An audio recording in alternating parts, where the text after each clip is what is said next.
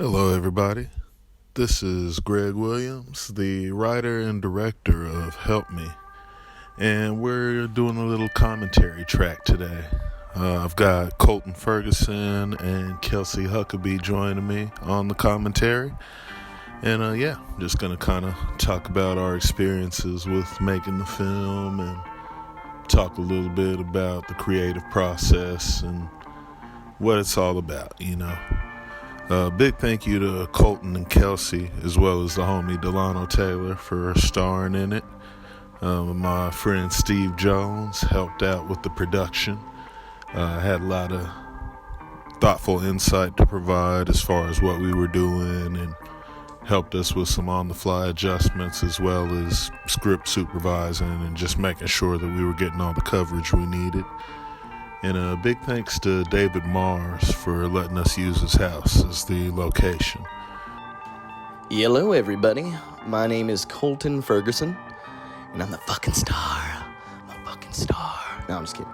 I am one of the stars of Help Me, directed by Greg Williams. First of all, I just have to say thank you, Greg, for letting me be a part of this. I'm not a super big actor or anything. I don't get a lot of work, but I just have to say thanks to Greg because as an aspiring actor, it's great to get projects like this that you can really get your beak wet and cut your teeth on something that's really fun and also low pressure.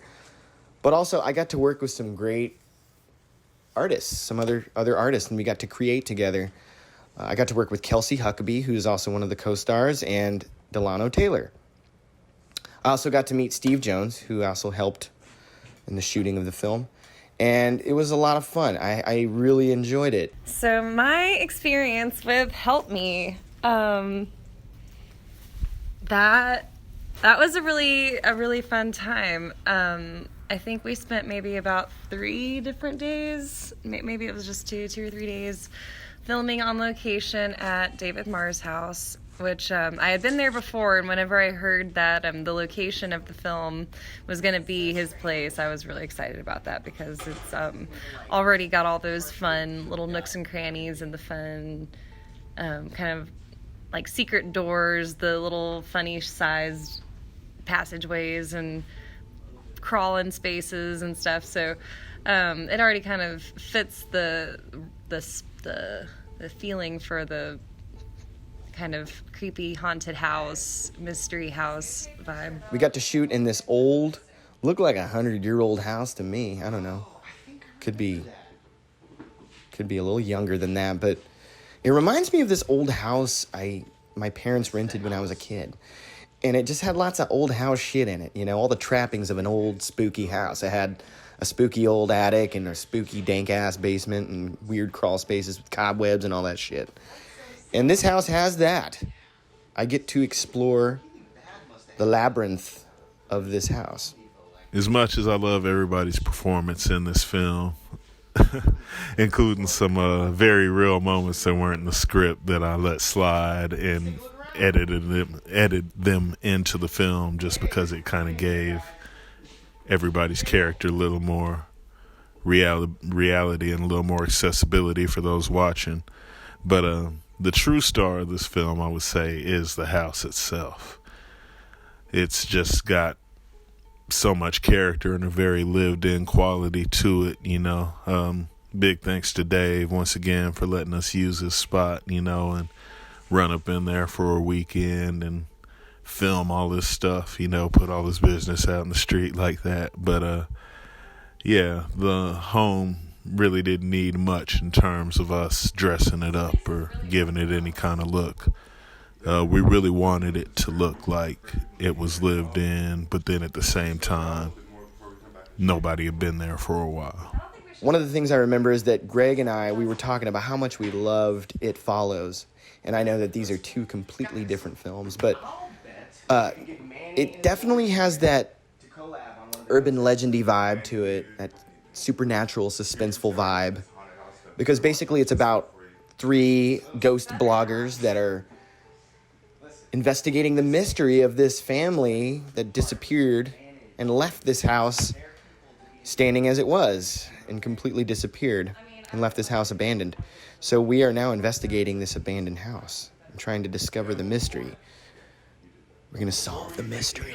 This whole film was inspired by my love of watching abandoned location hunters on YouTube, folks like The Proper People and whatnot. Just, I don't know, some of those locations that they go to are fascinating, and it's interesting to see places that look sort of like a photograph of a specific day, you know, a bad day or whatever, to where folks just picked up and left someplace, and it looks like it was just being used, but then clearly nobody's been there for years, decades, etc.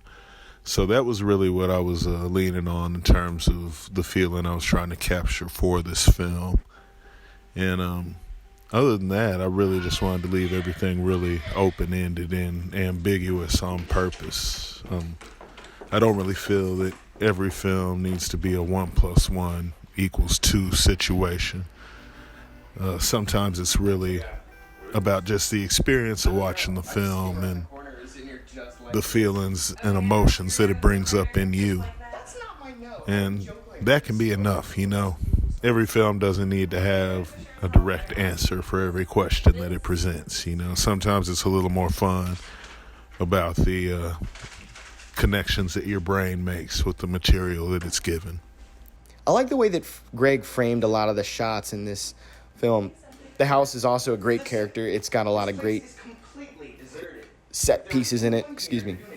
It's got a old piano in the living room, and it's got an old pinball machine, and I remember this one really old room. It's the room where the naked people were in, and it had this really old fan in it. It was like an attic fan.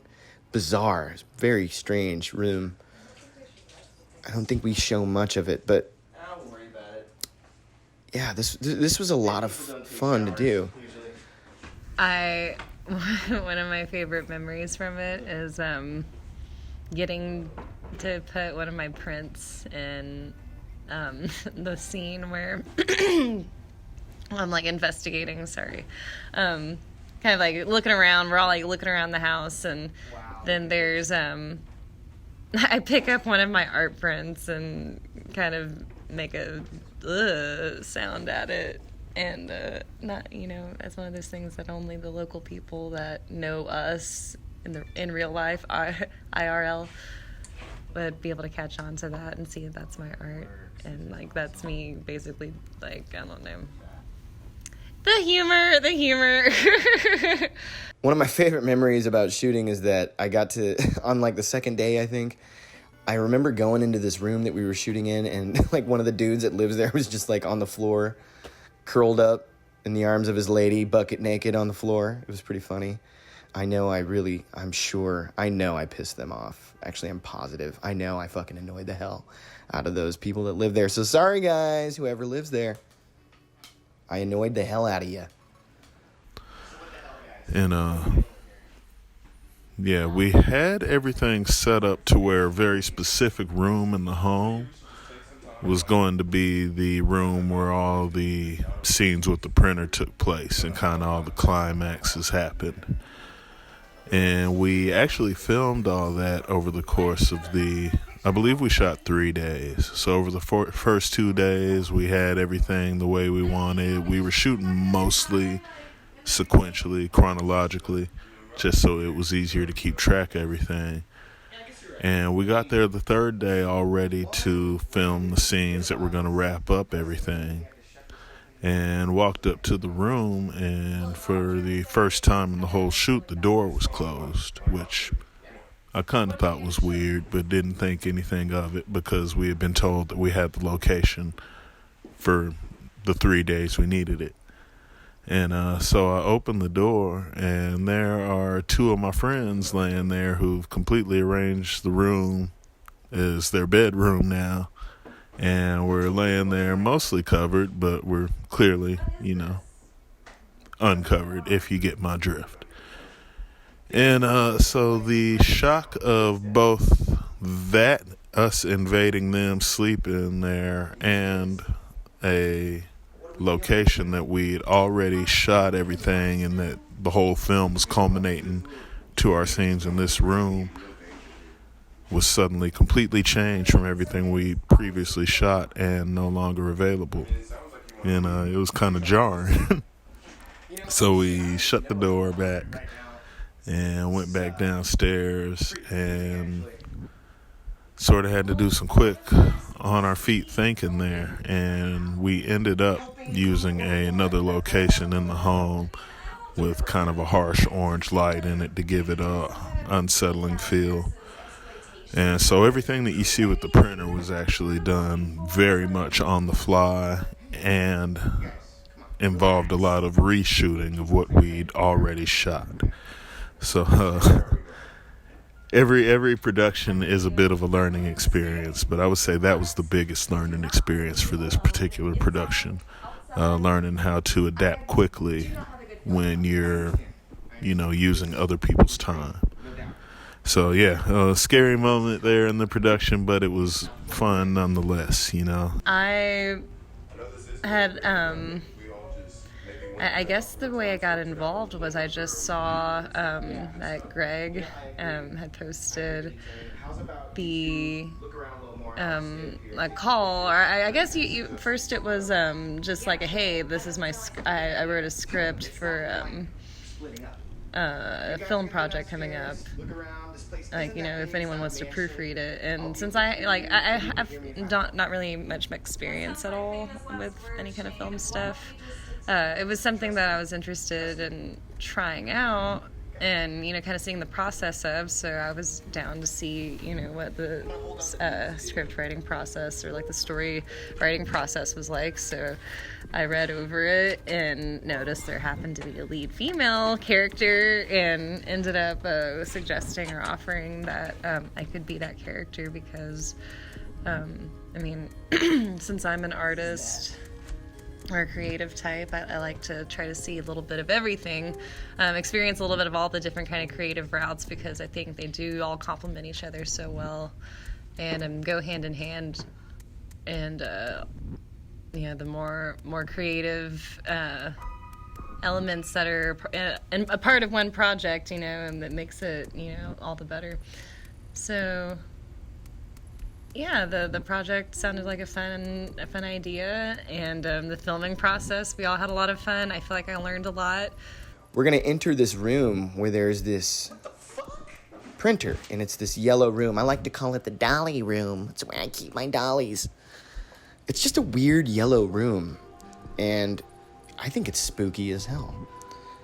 It reminds me, I don't know if you've seen Amityville Horror, but it reminds me of, there's a scene in the film where they go down into the basement and they've already been haunted the whole time, and the dog's been scratching at this weird brick wall, and it's like this room has been walled up, and they start knocking the bricks out, and finally when they break into this secret room, there's this red light in there, and there's this spooky, there's this spooky transparent head floating, I guess, of the ghost or the spirit of the dude who fucking killed his family. I don't know.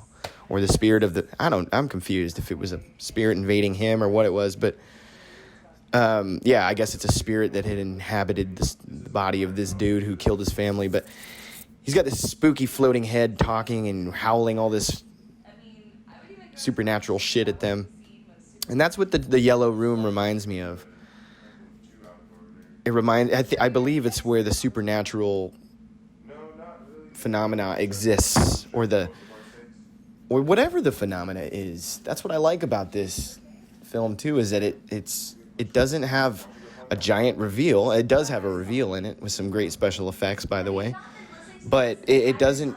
It leaves something to the imagination of the viewer, which some of my favorite films are like that. Like, one of the things I hate about Jaws is it's such a scary movie until you see the fucking shark, and then you're like, really? That's the thing that's eating this guy who's tougher than nails, chomping him in half. We've all seen Shark Week, and we know that the jaw, the great white jaw shark, like the great white shark jaw extends out, and when it's biting you in half and shit, and it just looks like a fucking dumbass robot. Anyway, so now we're in the yellow room in the film, and it's great. It's just spooky looking. I absolutely love it. I'm glad that we decided to make that the room where this paranormal experience from another dimension happens. Since there wasn't really a need to have a strong backbone for the narrative, instead I decided to really rely heavy on atmosphere. I tried to employ interesting camera angles when I could. I did a lot of handheld for whenever my actors were involved. And so to juxtapose against that handheld, I wanted to do a lot of still life portrait style. So whenever there weren't humans involved in the shot, people, I wanted it to have sort of a still life feel to it. And I would put the camera on the tripod there and just make sure that the colors were really rich. And it had less of a found footage look. And the bounce back and forth between that kind of created the atmosphere. Also, I love the score in the film. It was by Soda Diet, I believe, is what I saw. And it adds to that urban legendy vibe. Almost kind of a sleepiness to it. It's a lot of fun. Another really important element for creating atmosphere was the score. For the in-film score, I used my friend Eaze. I used her music to just kind of basically create this ongoing atmospheric with a touch of a digital element in it. And I thought that would work really well with the house and its old look, but then the quote-unquote supernatural element being the printer. Sort of a nice mix of organic and digital. And for the opening and closing tracks, I used music from my friend's Soda Diet, just so I had something with a little more of a traditional song feel to it, even though it was still instrumental and still a little bit unsettling in its own right. I think that I should mention that Greg Williams was actually in a film directed by John Valley called Duncan, and I was in that film too. So it just shows how we're all connected, man. We're all working with each other. And to make another connection, I'm in another rap group called SC Death Squad. And in that group, one of the members of that group, his name is Ryan Darbon. He's a friend of mine. He's also a Renaissance man who is also a director, and he directed a film called I Am Texas, and Greg Williams stars in that film. So please watch I Am Texas. It's really good. And yeah, so we're all working with each other. So keep me in mind, Greg. I still want to work with you. I want to keep making art. I am really glad that you went ahead and took me in without, knowing what I was doing. And I think we made something really cool. I still show it to people. I still like to be like, I was in a short film before. And I want to continue to do so. I want to try, actually there's some projects opening up soon that I want to extend to Chief. Mr. Doomsday. So hopefully we'll be talking about that soon. Anyways, I think that about caps up everything. Fun to look back on. The whole process was cool, getting to see the final product, not knowing what was going to happen to each of our individual characters, and not being able to figure out how open-ended the whole storyline is, and the mystery of what's up with this printer, and where does everyone go, and do they just become part of the house, or are they in another dimension? It's creepy. I've had friends that I've shown it to that have said that they actually kind of got a creepy feeling in their stomach at the end, whenever the second version or the second me walks in, just because you're how did you do that? That's not even possible. It looks weird, yeah, everybody was really fun to work with. I had such a great time shooting this. It was such a great experience. as an actor, it's important to be able to stretch your legs a little, and Greg is so low pressure and he works so fast. I mean, one of the reasons that I'm watching this film now is because Greg cut it and sent me a copy, and that's one of the coolest things, is to have your own personal copy of this moment in time. And yeah, it was just a very special moment. And if you can get a copy of Help Me, reach out to Greg and do that, because it's worth owning, because it's special. It's art made right here in Texas. Right now in the film, we're investigating the attic, and there's this creepy, weird light in this weird old room that has the crawl space in it that I get to investigate. Such a great location. Great job, Greg, finding this place. But yeah, I encourage anyone who's listening to this, please check out Help Me and watch it. And anything that Greg's a part of, you should definitely just check it out. Check out I Am Texas. Check out Duncan. All great films and fun to watch. Actually, thoroughly a blast to watch. But I'm going to say that this is Colton Ferguson, the last surviving member of the Nostromo, signing off. I would say this is the film that I'm happiest with so far in terms of what I'd put together versus my final outcome. I really think that for those who've had the pleasure to read the script and then they see the film, this is basically what you read on the paper brought to life. I probably could have spent a little bit more time in terms of giving it the look I wanted in the editing room, but since then, on some music videos I worked on, I've learned a lot about color timing and giving things the look I want. So for my future projects, I'm hoping that I'll be able to have productions as productive as this one and be able to mix some of the new things that I've learned in terms of post-production and make those films even better than this one, which is one that I'm very, very proud of. So, I'd like to thank everybody once again that was involved in the film and those who've given it the time to watch. It showed at a couple of low-level festivals down here in the Central Texas area and got a little bit of a positive response, so I'm happy that people dig it, It's one that I'm definitely very proud to stand behind. Thank you, Colton, and thank you, Kelsey, for taking part in this commentary. And hopefully y'all continue to keep watching.